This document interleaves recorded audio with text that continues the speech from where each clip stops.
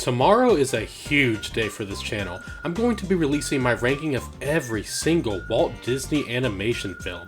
When I started production on this huge video, I knew that a Goofy movie would be very high up on the list. Then I started looking through the catalog and found out a Goofy movie can't be qualified because it was made by Toon Disney and not the main studio. This movie is so great though, I'm gonna have to talk about it and why it would go up high on the overall ranking if it was allowed. When Max makes a preposterous promise to a girl he has a crush on, his chances to fulfilling it seems hopeless when he's dragged onto a cross-country trip with his embarrassing father Goofy. A Goofy movie is a very mistitled film. It should be called a surprisingly serious movie featuring Goofy antics. There's a lot of hijinks throughout the film that encounter Goofy and Max on this long road trip to Lake Destiny. Except maybe Max is trying to go to LA because he promised the girl that he liked that the reason he can't take her to a party is because his dad knows Powerline and he'll be on stage with him for a performance. So already Max is the goofiest character in the entire movie. He is really dumb for that. Max impresses Roxanne by performing one of Powerline's song at the assembly, and this is what causes his chances with her to soar. But he winds up getting in trouble for all of this, and the principal calls Goofy saying that if something doesn't change, he's gonna wind up in a lot of trouble one day. With Goofy feeling like Max is emotionally getting farther from him, he takes him on a trip. This movie balances out Goofy and Max's dilemma perfectly.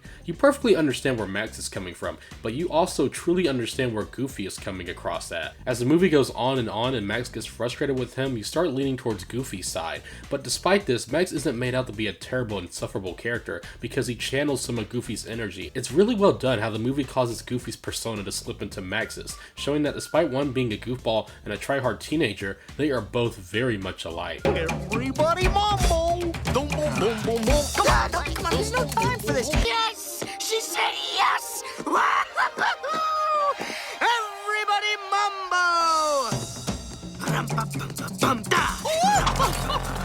Pete is in this movie with his son PJ, and he advises Goofy to keep Max under his thumb so that they become closer and get more respect. This doesn't really work for Goofy, and it shows. Whenever the two are stuck in a car because Bigfoot is around, they get time to talk and explores that these two opposites can actually get along quite well. For a movie called a Goofy movie, you expect this to be non-stop shenanigans after another, but the movie gives itself time to breathe to flesh out how Goofy doesn't want Max to be stripped away from him when he's growing up. But the best part of this entire road trip film is Goofy himself. For decades before this movie, Goofy was Disney's jester. He was the goofball, the dingaling, the wingnut, the knucklehead McSpazatron. He's designed to make the audience laugh at him. I mean, this guy's name is Goofy, last name Goof. But throughout the movie, as you see him try all these new tactics to keep his relationship with Max intact, it's really heartwarming, except when he makes the mistake of letting Max be the navigator of the trip. Max changes the route of the trip to go to LA instead of the fishing spot so he can meet Powerline. Max feels bad about it, but what causes the movie to keep his character likable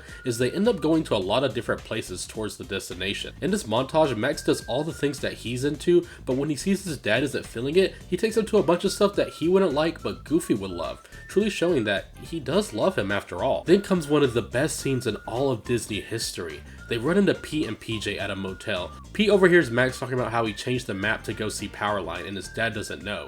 This is the most delicate scene of the entire movie, and it has so many intricate parts to it that it would take me a whole 10 minutes just to describe how perfect it is. Goofy doesn't believe Pete because he sees how close they have grown. You know, maybe Max isn't all the things that you think a son should be, but he loves me.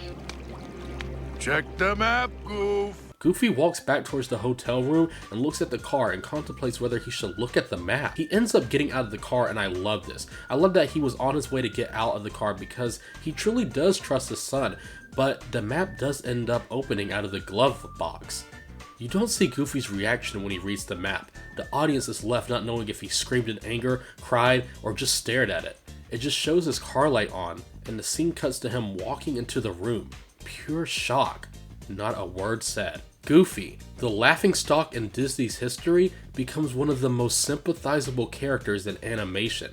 The fact that you feel bad for Goofy constantly throughout the movie, how you feel what he's going through despite knowing that he's some guy who kissed the milkman that one time, it's beautiful. Of course they end up loving each other by the end of the film. I mean, it's a Disney movie after all, but the trials and tribulations and the conversations they have to get to that point, is really yearning. A Goofy movie is a film that knows when to be serious and when to be funny. It handles the cliche relationship of two opposite people and turns it into one of the best father and son movies of all time. With the other elements, the animation is decent and the music is okay, but Powerline songs sound like some of Michael Jackson's best songs. But the main attraction is how well Goofy is handled as a character. If it did count, a Goofy movie would be ranked at number 6 for me. If we listen to